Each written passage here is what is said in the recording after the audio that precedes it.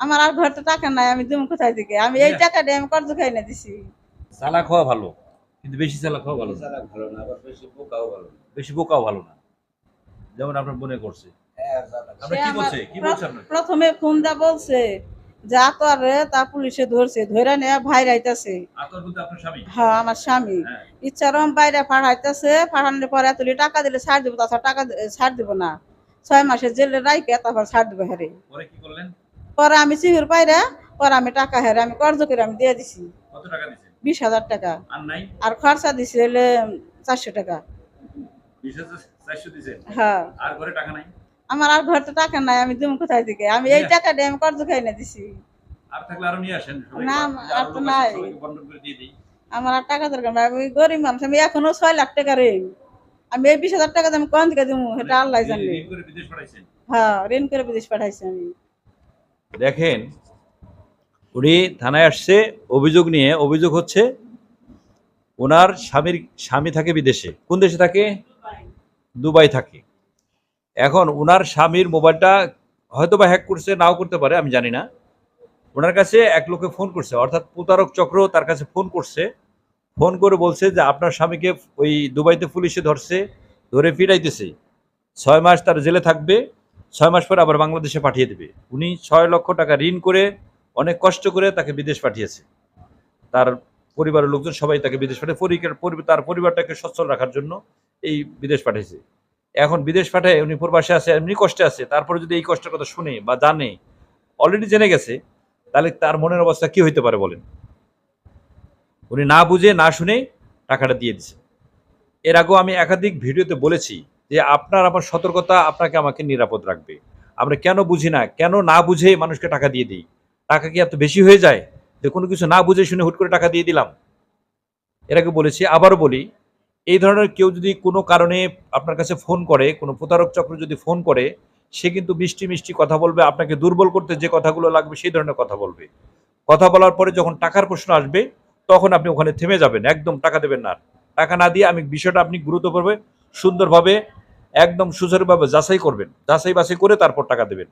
আমাকে নিয়ে অনেকে ভিডিও হয়েছে, আমাকে নিয়েও অনেকে করেছে এরকম, যে আমি নাকি বিদেশ পাঠাইতে পারবো, কানাডা পাঠাইতে পারবো, লন্ডন পাঠাইতে পারবো, আমেরিকা পাঠাইতে পারবো, টাকা দেন আমাকে।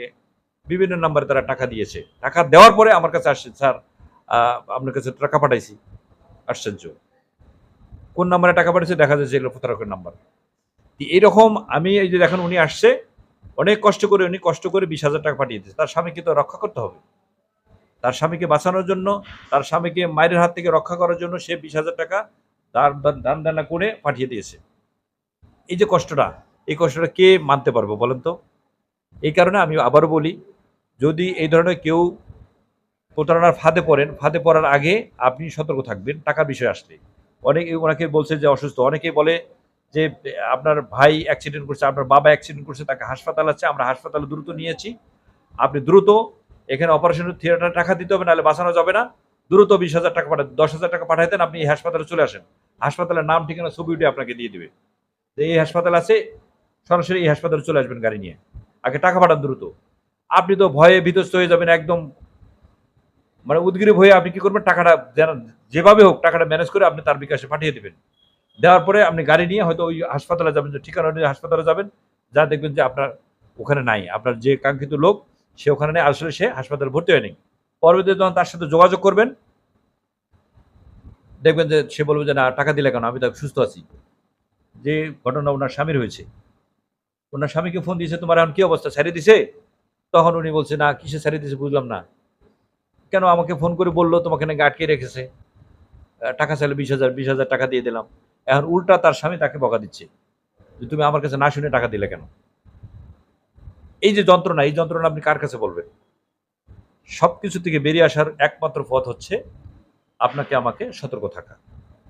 আপনি একটু যদি সতর্ক থাকেন, একটু যদি সচেতন হন, কখনোই আপনি প্রতারিত হবেন না, কখনোই আপনি প্রতারিত হবেন না। শুধুমাত্র একটা জিনিস মনে রাখবেন, যে যেভাবেই কথা বলুক, যে রং দিয়ে কথা বলুক, আপনাকে দুর্বল করার জন্য যতগুলো কথা আছে যেভাবেই বলুক, কিন্তু যখন টাকার প্রশ্ন আসবে যে টাকা পাঠান, তখন আপনি থেমে যাবেন, টাকা দেবেন না।